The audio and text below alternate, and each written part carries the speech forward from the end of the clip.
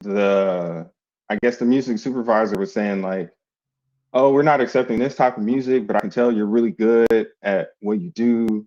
And that like that one message was kind of like, okay, I need to, because to a certain degree, I'm like uber self-aware of my skill level and the quality of my sound. So it was more so at that time I was pitching with objectively a lesser quality, and to know that my quality wasn't up to par, but still have someone tell me like, "Hey, keep going." I was like, "All right, cool." So that's kind of where I've been this year, is really locking in on upskilling, getting my mixing and mastering better, and like overall instrumentation, because I do have a tendency to sometimes to overproduce. Now I look at it kind of like uh, a block of marble, where it's like now I'm just kind of chiseling things off so that the sculpture of my music is something that people can just be like, all right, yeah, we want that.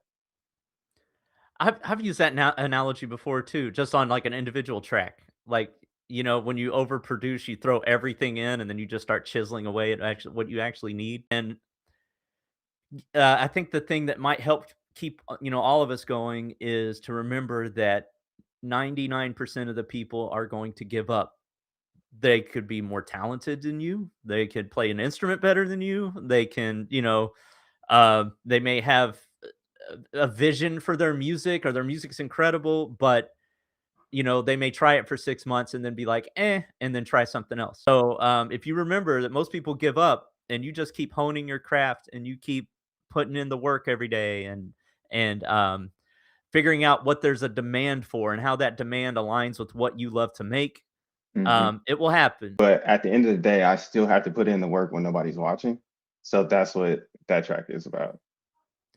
I've heard that I've heard that as the definition of integrity, right? Like when you are doing the right thing when nobody's watching. Hmm. In this case, it's putting in the work when nobody's watching, but in general, like, I know when I'm at my regular job, I pretend my boss sits next to me. You know Yeah. what I mean? It's like, okay, what would my boss say if I did this, right? So it's kinda like that. You're your own boss and you're like, you don't wanna let yourself down.